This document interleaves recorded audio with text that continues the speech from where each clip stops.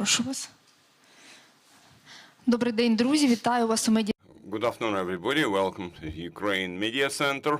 We are supported by the Ministry of Defense of Ukraine and Ministry of Internal Affairs of Ukraine. We are glad to welcome you here almost every day in our studio, where our journalists can get most up-to-date news from our speakers. I'd like to remind you that also we are present in Lviv with our media center, so you're welcome to monitor our announcements.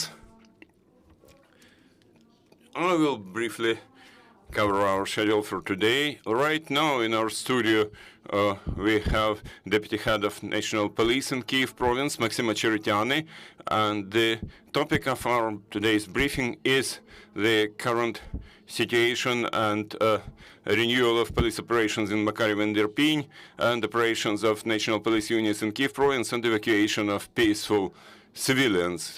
Our next speaker will be at 2 p.m. She will be the parliament member, Maria Mezentseva, and we'll discuss with Maria war crimes against women and children. Again, very relevant topic, so you're welcome. And at 3 p.m. we'll have speaker of the Ministry of Defense of Ukraine, Colonel Alexander Motuzyanak. He will tell us about the current situation on front line. Maxim, you're welcome. Good afternoon. Thank you for this opportunity for me to speak here, to share the information that we now have about Kyiv Oblast, Kyiv province. I'd like to emphasize that currently there is still shelling every day, and in the last day we have had almost 100 reports from civilians about such events, and police in Kyiv province continues to operate in high alert mode and provide police services and perform its duties, which are not only about evacuation, but about assisting the citizens. It starts with humanitarian assistance, support for local self-government, and for lay people, usual people who approach us. I'd like to say that since the beginning of military hostilities, police in Kyiv province has got more than 3,000 reports, and we respond to all of them, and we continue to register criminal offenses committed by foreign troops in the territory of Ukraine. Criminal offenses, because every day our citizens approach us for assistance, and we register all those events, and we assess them in legal terms, and we instigate criminal proceedings. And I'm sure that over time, when this war is over, then not only those actions in Kyiv province, all those crimes and all those brutal actions, but all those actions committed by those military people, or I wouldn't even call those guys military people, because every day we, the police, hear stories from lay people, various stories about this war, and currently our police has been working, and I'd like to reassure you that we work round the clock, even in the night time, even when it's dangerous. Everybody knows which phone number to call, especially that we have established very close communications with all local self-government authorities, territorial defense, and other military units. So the police continues its work, and I'd like to reassure you that there is order, proper order in Kyiv province. The situation is stable and controllable. It's under control. Difficult situation, unfortunately, but under control. Would you please tell us, if possible, a couple of words about Irpin and Makariv, and what about evacuation? Do you manage to evacuate more people? Are there any problems with evacuation? Thank you for this question. Of course, there are problems with each and every evacuation event. We have to understand that it's not only something that the national police is doing, but it's about our cooperation with the state emergency service. They heroically perform their duties and evacuate people. Same way, similar way, local self-government authorities do make every effort to evacuate people, to provide them with humanitarian assistance. People need it in those territories where there is no assistance. And generally, for almost 2 weeks, we have been working almost practically non-stop, and we carry people to safe places. We know that such evacuation is taking place in Brovary district. Before that, it was done in Bucha district, and almost all across Kyiv province, where we have those combat hostilities, combat actions. And there are difficulties, first of all, about transportation, about roads. Second, it's about military hostilities, war hostilities, and every time people risk their lives, especially our people from state emergency service, drivers, late drivers. I'd like to say to thank drivers because they are heroes, and we understand that many roads are in bad condition here, and we understand that there are mines and everything, and there are some failures, of course, because there is shelling from time to time, and all citizens have, of course, been eagerly waiting for our buses, waiting evacuation, but it does not always succeed.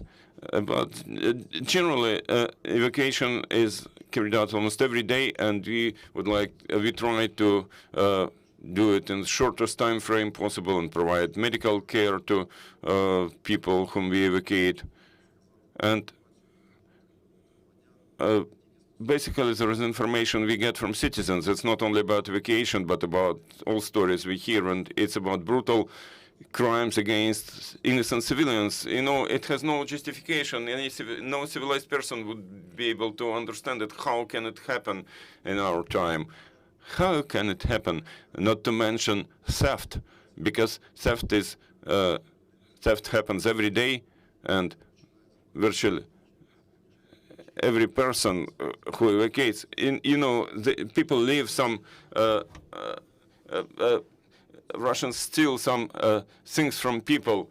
Usual things, but these are usual things for us. For somebody, it's precious: mobile phones, vehicles, and so on. And unfortunately, it's all accompanied by violence, by brutality, and even killings sometimes. It's very important. I would not even call those Russian people military people. They are not military. They're just murderers. They try to somehow use this local population to feel stronger. Unfortunately, it happens. Also, we provide people with medical care, and we evacuate them to safe areas in our province and generally our country. I'd like to say that we have been fully supported not only by local self-government authorities, but also law enforcement agencies have been supported by usual citizens in various regions. And that's about heroic actions by all our citizens. People do respond, and people provide accommodation, and that's what we happen every day. And I would like to thank everybody for this understanding. Thank you, MAKSYM. We have all read some news from Ms. Prosecutor General about the first criminal case about rape. Could you please cover it a bit? As far as I understand, that's you, the police, who started this criminal case. Yes, indeed, there has been this criminal investigation, criminal proceedings. We have identified the person who committed this crime, this brutal crime, and we notified that person of the suspicion in absentia, and of course we understand that we have to carry out a number of investigative activities. But about this brutal crime, yes, it did happen, and it has been registered and documented by our officers in Kyiv province, and we have registered this criminal case. Everybody knows about things that happen. Unfortunately, such things do happen. This is just the first case. I'm sure that we will continue documenting, registering such cases when we get information from our citizens, and this will not be the only case. About these criminal proceedings, yes, it was initiated by the Kyiv province police staff. Our officers use information we get from messengers, from mass media, from all sources, and we have this criminal case. Thank you, MAKSYM. Dear journalists, you're welcome to ask your questions. If any, you're welcome.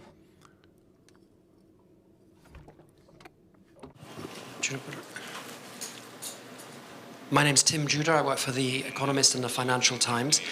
I'd like to ask you about the confusion about what's happening in Makariv, because, as you know, the Ministry of Defense said that Russian forces have been pushed back and the flag was flying again in Makariv. I tried to go yesterday but couldn't get in because of the fighting. But I talked to the mayor, and the mayor said at the end of February... Do you want me to repeat? Do you want me to repeat? Okay. So I've now lost my train of thought.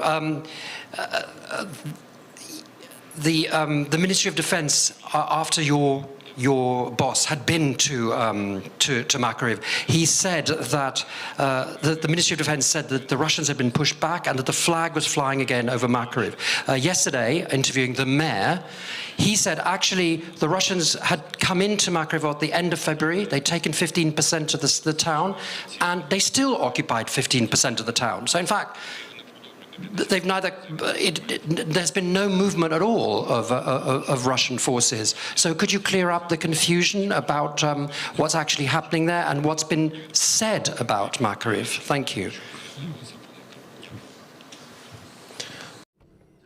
Thank you for your question. First of all, whatever is about Makariv and combat action in Makariv, unfortunately, I cannot comment on that. There is no mess, actually. You have to trust the information provided by official sources. Currently, actually, in Makariv, you have to understand that police has been operating there, but police does not operate in its usual routine mode, like you usually see police on the streets. But police is there. All the other things, and including the combat action, combat operations in Makariv and around Makariv, I am sure that over time you will get more detailed information. Another important message I'd like to get across to you is that it's dangerous not only in Makariv.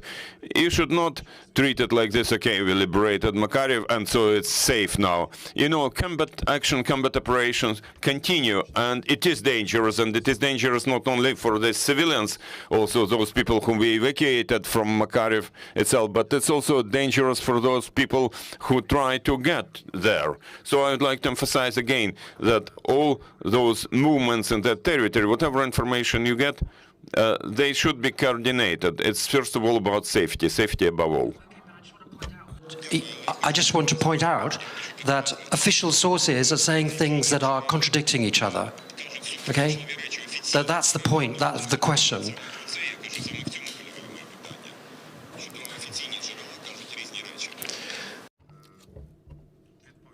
I will answer. You have to understand that the situation may change every 5 minutes. You have to understand that the information provided is provided in the amount it should be provided, no more than that. You have to understand that in the same way, you know, there's this information you get from official sources, but others hear it, including our enemies. So I would not like to comment on that situation and to discuss contradictory and whatever. That's war, and the combat actions are still there. It's not about contradictions. It's about the citizens being there in Makariv and about their safety and security and about safety of people who try to get there. So, you know, that's not the question we have to discuss now. Most importantly, police is present there, I would like to emphasize. Most importantly, all local self-government authorities and local military and provincial military administration is aware of all those problems in that district, and everybody makes every effort to maintain peace and make it as much as possible for those people staying there. Thank you. Thank you. Any more questions? I'm Zbigniew Parafinovich from Dziennik Gazety Prawnej Poland. Could you please tell us in details what happened yesterday in Warszawski residential block? What happened? What happened about the killing, the death of that Russian journalist, Oksana Baulina? From which direction was the shelling? From which weapons? More details. Maybe I will come in, I'll jump in. We see the deputy head of police of Kyiv province. It's not exactly his competence. Maybe you will be able to say something, Maxim, but I understand that it's a different area, different territory of responsibilities. If you have any questions about Kyiv Oblast, Kyiv province, you're welcome to ask those. But it happened in Kyiv. In Kyiv, yes, it happened in Kyiv. Kyiv is different. Kyiv is a different unit. For you to understand that police of the capital city of Kyiv is a different unit. They have a different boss and different people. If you have any more questions about Kyiv province, you're welcome. My name is Matej Schulz. I'm from Slovak television. Today is 1 month since the Russian invasion started. Can you comment on this 1 month? What all happened? How you see that, and what do you see for the future?